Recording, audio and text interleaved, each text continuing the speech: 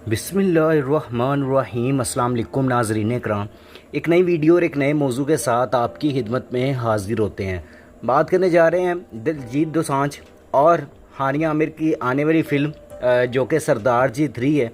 उस हवाले से जो मौक़िफ़ है वो दिलजीत दोसांझ का है, वो सामने आ चुका है। उसके ऊपर डिटेल से बात करते हैं, क्योंकि वो कह रहे हैं कि जब फ़िल्म साइन की थी तो तब सब ठीक था।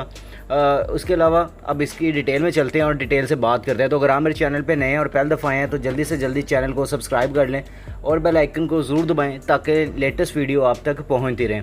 सबसे पहले इंडियन गुलकार और अदाकार दिलजीत दोसांझ इस वक्त से ही तनाज़ात की जद में हैं। जब उनकी फ़िल्म सरदार जी 3 का ट्रेलर जारी हुआ था, इन तनाज़ात की वजह पाकिस्तानी अदाकारा हानिया आमिर की फ़िल्म में मौजूदगी है। इंडिया के ज़ेर इंतज़ाम कश्मीर के इलाके पहलगाम में सियाहों पर हमले और इसके बाद गुज़श्ता महीने दोनों ममालिक के दरमियान 4 रोज़ा लड़ाई के बाद इंडिया में दिलजीत की फ़िल्म के बाइकआउट की आवाज़ें उठ रही हैं। दिलजीत ने साथी अदाकारा नीरू बाजवा के साथ जो BBC एशियन नेटवर्क को एक इंटरव्यू दिया है, जिसमें उन्होंने तस्दीक की है कि पाकिस्तानी अदाकारा हानिया आमिर अब भी फ़िल्म का हिस्सा है। इस इंटरव्यू के दौरान दिलजीत ने हानिया आमिर के साथ काम करने के तज्ज़िये और तजर्बे पर भी रोशनी डाली है और थ्रू आउट उन्होंने पाकिस्तानी अदाकारा में बारे में बात करते हुए उन्होंने कहा है कि जो हानिया आमिर है वो बहुत ही ज़्यादा यानी कि अच्छा काम करती हैं और उनके साथ काम करने का तजर्बा बहुत अच्छा रहा है और वो काम के हवाले से बहुत प्रोफेशनल है। उसके अलावा अगर देखें तो जब हम साथ काम कर रहे थे तो हमारे पास ज़्यादा वक्त नहीं होता और लोगों को शायद लगता है कि हम साथ बहुत वक्त गुजारते हैं, लेकिन ऐसा नहीं है। दिलजीत ने कहा है कि वो हर किसी की प्राइवेसी का एहतराम करते हैं, क्योंकि वो खुद भी एक प्राइवेट शख्सियत ही हैं और लोगों को स्पेस देने के कायल हैं।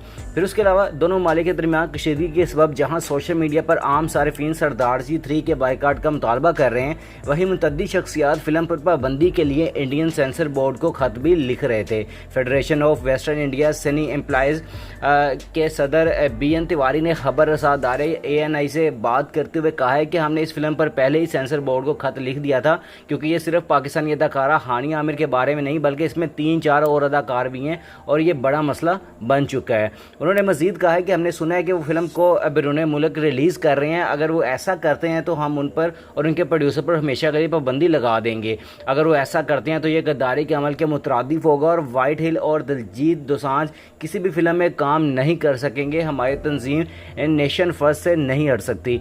सरदार जी 3 के प्रोड्यूसर गंभीर सिंह सिद्धू फिल्म पर पाबंदी के इल्ज़ाम के जो मुतालबात हैं उसके हवाले से बात करते हुए कहते हैं कि हम अपने मुल्क और इसके लोगों के साथ हैं, इसलिए हम इस फिल्म को इंडिया में नहीं रिलीज़ कर रहे। ये फिल्म हानिया आमिर के साथ शूट की गई थी और हमारे पास ऐसी कोई टेक्निक मौजूद नहीं जिसके ज़रिए हम पूरी फिल्म में हानिया आमिर का चेहरा तब्दील कर सकें।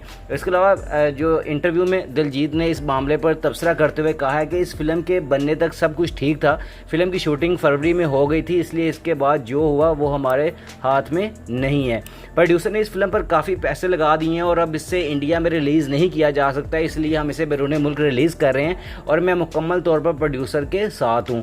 ताहम उन्होंने एतराफ़ किया है कि इंडिया में फ़िल्म रिलीज़ ना होने से प्रोड्यूसर को माली नुकसान होगा। और इस इंटरव्यू के दौरान दिलजीत ने मई के महीने में मुनक्किद होने वाले मेट गाला के हवाले से एक दिलचस्प किस्सा सुनाया और उनका कहना था कि मुझे शुरू से ही मालूम था कि मेट गाला में किसी बादशाह की तरह नज़र आऊँगा। जब मैं अपने लिबास ख़रीदा तो मेरे रोने का दिल चाह रहा था, मुझे ऐसा लगा जैसे इस पर पंजाब का नक्शा छपा हुआ होता। हम उनका कहना था कि मेट गाला के मुंतज़मीन ने उन्हें बताया कि वो तकरीब के अंदर अपनी कृपान यानी कि तलवार नहीं ले जा पाएंगे, क्योंकि इसका शुमार हथियारों में होता है। ये सुनकर मुझे बहुत बुरा लगा, लेकिन मैं उनसे इत्तफाक करता था। तकरीब में जाते हुए उनके बावजूद वो कृपान अपने साथ ले गए। जब मैं वहाँ पहुँचा तो शकीरा मेरे सामने थी और इनके लिबास में बहुत सारा मेटल लगा हुआ था। जब शकीरा मेटल डिटेक्टर से गुजरी तो मैं उनके पीछे पीछे चला गया। इनके लिबास में इतना मेटल था कि मशीन बार बार बीप की आवाज़ें निकाल रही थी, इसलिए किसी ने मेरे कृपान पर तवज्जो नहीं दी। जब मैं इसे अंदर ले गया तब इसके साथ बहुत सारी तस्वीरें ली गई। उसके अलावा फिल्म सरदार जी में नीरू बाजवा भी मरकज़ी किरदार अदा कर रही हैं और वो दिलजीत के साथ साथ फिल्में बना चुकी हैं और उनका कहना था कि वो फिल्म इंडस्ट्री इंडस्ट्री में आने के बाद भी बदली नहीं है। हालांकि इंडस्ट्री में शख्सियत का बदल जाना एक आम सी बात है। हम ख़वातीन को बचपन से ही बताया जाता है कि हमारी शादी इस उम्र में हो जानी चाहिए और इस उम्र में बच्चे हो जाने चाहिए। नीरू बाजवा का कहना था कि मैंने सरदार 1 की शूटिंग के बाद दिलजीत को खुदा हाफिज़ कह दिया था और कहा था कि मैं शादी कर रही हूँ और आपको मेरी बहन के साथ फिल्में बनानी चाहिए। तहम वो कहती हैं कि ये सारी रुकावटें सिर्फ इंसान के दिमाग में होती हैं, लेकिन जब आप इस पर काबू पा लेते हैं तो सब रास्ते आसान हो जाते हैं। तो आप यहाँ से अंदाज़ा लगा सकते हैं कि इंडिया किस तरह इस चीज़ को उछाल रहा है या बना के बता रहा है मीडिया में कि ये फ़िल्म रिलीज़ नहीं होनी चाहिए और ये बैरून मुल्क रिलीज़ होने जा रही है। आप भी नीचे कमेंट सेक्शन में अपनी राय का इज़हार ज़रूर कीजिएगा, दुआ में हमें भी याद रखिएगा। और जिस भाई ने अभी तक चैनल को सब्सक्राइब नहीं किया वो जल्दी से जल्दी चैनल को सब्सक्राइब कर लें और बेल आइकन को ज़रूर दबाएँ ताकि लेटेस्ट वीडियो आप तक पहुँचती रहे। इंशाल्लाह मिलते हैं नेक्स्ट वीडियो में। टेक केयर, अल्लाह हाफिज़।